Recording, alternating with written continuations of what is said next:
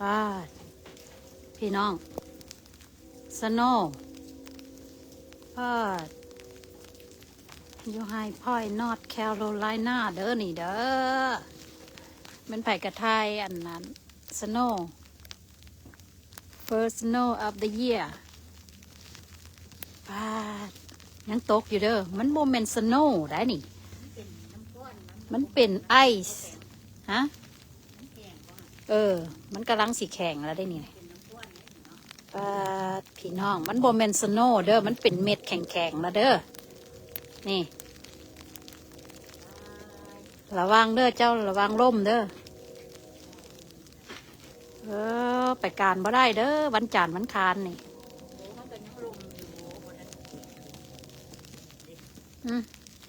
ป้าดเนาะอันน่ะพระเพิ่นสิเดินทุดงค์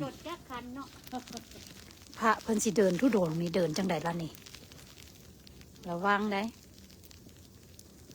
ล่มลงหันฟื้นโตยากเด้ ผู้เฒ่านะ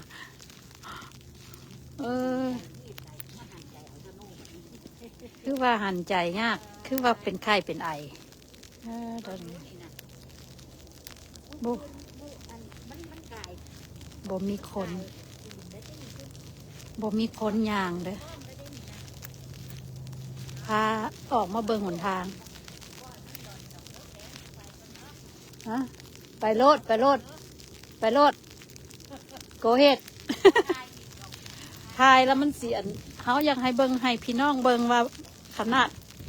เขาออกมาซ้ำนี่น่ะยังซ้ำนี่แล้วเพิ่นเดินทุดงค์นี่นะอันนี้ในเบอร์บ้านคอยเด้อนี่เด้ออยู่ไฮพอยนอร์ทแคโรไลนาเขาออกมา5 นาทีเขาก็สีแข็งแล้วนี่นะแม่เจนเพิ่นยางจักกี่ไม้เนาะพี่น้องสีซ้ำใด walk for peace นะออกมาซ้ำนี่มือแข็งแล้วนี่ มือแข็งแล้วนี่นะออกมาซ้ำนี่นะพี่น้องแปลว่าอันน่ะหนทางนี่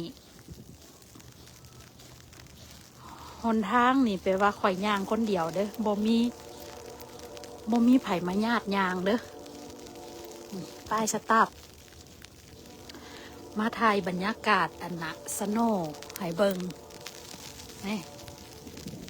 ได้ยินเสียงหันไหมว่ายังตกอยู่เด้อไอซ์เบบี้เด้อนี่เด้อมันโมเมนต์สโนว์ได้มันเป็นไอซ์เบบี้เด้อพี่น้องปุ๊บมันแข็งไหนแข็ง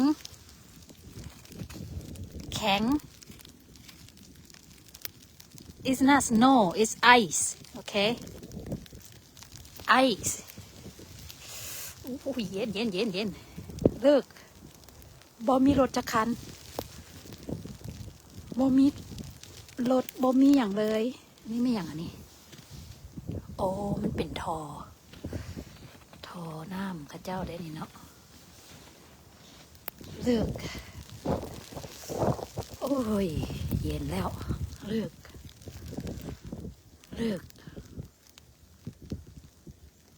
เงียบสงบ walk for peace นี่เพื่อนสิเป็นจังไดเนาะนี่เนาะคนก็ออกมาบ่ได้เห็นบ่ Sunday เด้อพี่น้องเงียบป่านบ้านห้าง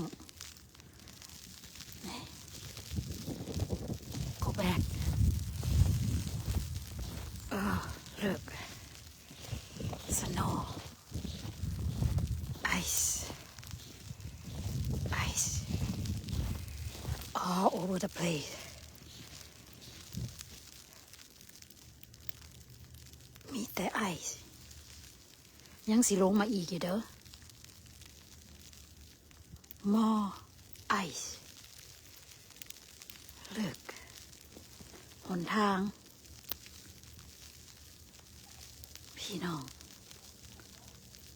คอยมานี่บ่ฮอด10 นาทีเดี๋ยวนี้ only around 5 minutes I'm almost freezing now imagine walk for peace เลิก stand it all ice look พี่น้องมาถ่ายเบิ่งซื่อๆเด้อนี่เด้อ High Point North Carolina freezing rain oh my goodness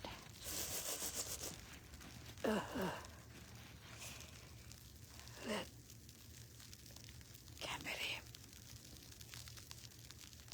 that's all I can say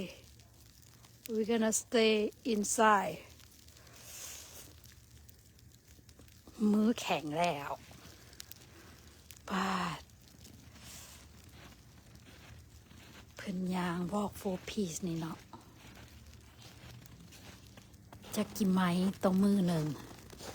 เฮานี่ยางบ่ฮอดเคิงไหม not even 1/4 ไหม alright you guys that's all I can say look at all the ice look ไปใส่บ่ได้เด้อมื้อนี้เด้อสิได้เบิ่งFacebook หรือว่า YouTube อยู่ในเฮือน Stay warm Stay safe everyone Thank you for watching Just want to let you guys know that here in High Point is ice baby you guys that's all I can say Alright stay safe Thank you for watching Bye